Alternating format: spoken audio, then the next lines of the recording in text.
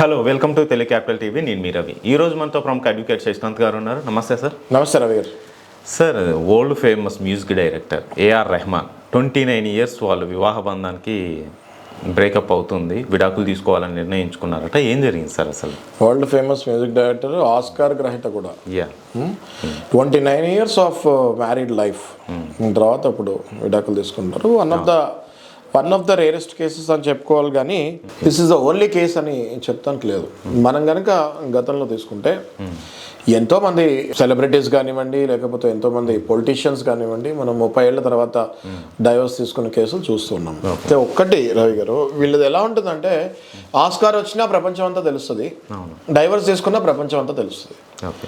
వీళ్ళకి వరం శాపం రెండు ఒకటే, బ్లెస్సింగ్ ఇన్ డిస్గైస్ లాగా వరాలు శాపాలు రెండు ఉంటాయి వీళ్ళకి. ఏదైనా ఎంత ప్రతిభ వస్తుందో, ఎంత ఎదుగుతారో, ఏదైనా చిన్న ప్రాబ్లం అయితే వాళ్ళ పర్సనల్ లైఫ్లో అది అందరికీ తెలుస్తుంది. ఓకే, యాజ్ ఎ అడ్వకేట్ ఇది వెరీ కామన్గా మేము చూస్తూనే ఉన్నాం. ఫ్యామిలీ కోర్ట్స్లో డైవర్స్ కేసులు కొల్లలు ఉన్నాయి. మనం తీసుకుంటే లాస్ట్ 5 ఇయర్స్లో మన భారతదేశంలో అయ్యే డైవర్స్లు ఏ దేశంలో అవ్వట్లేదు. ఏ దేశంలో అవ్వట్లేదు. సెలబ్రిటీస్ ఒక ఇన్స్పిరేషన్గా ఉంటారు, యూత్కి కావచ్చు, అందరికీ. ఇలాంటి వాళ్ళకి ఇలాంటి పరిస్థితి ఏంటి? కరెక్టే మీరు చెప్పింది. ఇప్పుడు ఇంత పెద్ద వాళ్ళు కూడా డైవర్సులు తీసుకొని సమాజానికి ఏం మెసేజ్ ఇస్తున్నారు అని మనం అనుకుంటే, డెఫినెట్గా 29-30 ఏళ్ళు అయిన తర్వాత కూడా వివాహ బంధంలో ఏమైనా చిక్కులు ఉంటే ఆయనే తీసుకున్నాడు, నేను తీసుకుంటే తప్పేంటి అని పబ్లిక్ అనుకుంటాలో తప్పలేదు. నేనేమంటున్నానంటే పెళ్ళైన 3 నిమిషాలకే మొన్న ఒక డైవర్స్ జరిగింది కువైట్లో. పెళ్లి జరిగిన 3 నిమిషాలకే డైవర్స్ తీసేసుకున్నారు. 30 ఏళ్ళు. ఇది తప్పేంటి? వాళ్ళిద్దరికి ఒకళ్ళు ఒకళ్ళు పడట్లేదు. ఎంతో ట్రై చేస్తుంటారు.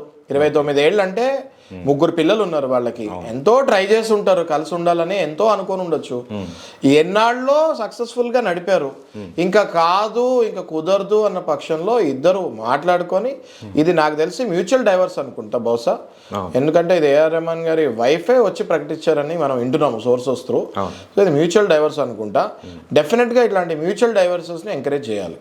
ఎందుకంటే ఒకళ్ళు కావాలని ఒకళ్ళు వద్దు అని అనుకుంటే అది ఎన్నాళ్ళైనా కూడా ఎవరైతే కావాలి డైవర్స్ అనుకుంటున్నారో వాళ్ళు సఫర్ అవ్వాలి, ఎవరైతే వద్దు అనుకుంటున్నారో వాళ్ళు సఫర్ అవుతూ ఉండాలి. ఇద్దరు ఒక అండర్స్టాండింగ్ వచ్చి నాకు ఇంక ఈ జీవితం మేము కలిసి ఉండలేము అని మ్యూచువల్ డైవర్స్ తీసుకుంటే అది డెఫినెట్లీ హర్షించాల్సిందే.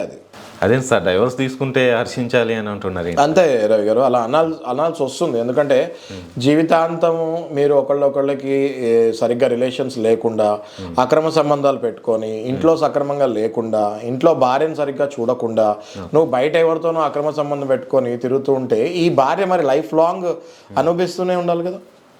ఒకవేళ ఇప్పుడు నేను చెప్పిన కేసులో భర్తకి అక్రమ సంబంధం ఉంది, ఫర్ ఎగ్జాంపుల్ భార్య ఇంట్లోనే ఉంది, భార్యకి ఆ విషయం తెలుసు, మరి భార్య అడ్వకేట్ని అప్రోచ్ అవుతుంది, నాకు డైవర్స్ కావాలి అని.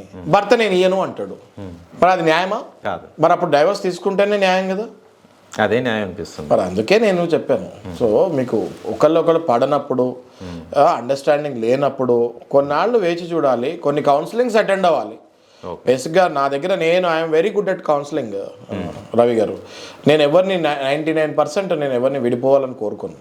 ఓకే, 1% ఇంక తప్పదు అంటేనే సరే, ఇంకా మీరు ఇట్లా అక్రమ సంబంధాలు ఉండి వాళ్ళు అసలు ఇక వేరే వాళ్ళ మాయలోంచి రాలేకపోతున్నారు అంటే నేను సజెస్ట్ చేస్తాను తప్ప, లేకపోతే నేను 99% ఎవరిని విడిపోవాలని కోరుకోను. ఎందుకు? దానికి రీజన్ ఏంటి అంటే వాళ్ళకి పిల్లలు ఉంటారు. ఓకే, వాళ్ళు బాల్యంలో ఉంటారు.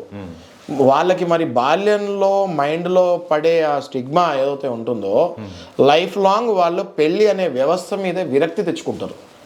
ఇంకా పెళ్లి చేసుకుంటే బాబోయ్ లైఫ్ లాంగ్ ఇలా కొట్టుకుంటామా, కలిసి ఉండలేమా అన్నది వాళ్ళకి పునాదుల్లోనే, వాళ్ళు పెరిగే పునాదుల్లోనే వాళ్ళ తల్లిదండ్రులను చూసి వాళ్ళకి జీవితంలో పెళ్ళి అంటే విరక్తి కలిగేటట్టు వస్తుంది. అలా రాకూడదు అనుకుంటే వీళ్ళు సక్రమంగా విడిపోయి వేరే పెళ్ళిళ్ళు చేసుకొని మళ్ళీ పెళ్ళి అనే వ్యవస్థను నుంచోపెట్టాలి. కాబట్టి అసలు వీళ్ళకి ఇంకా కుదరదు అనుకున్నప్పుడు 99% ట్రై చేసిన తర్వాత 1%ఏ నేను విడిపోండి అని చెప్తాను తప్ప 99% నేను నా counselling success. Thank you so much, చాలా వాల్యుబుల్ ఇన్ఫర్మేషన్ ఇచ్చారు. Thank you very much.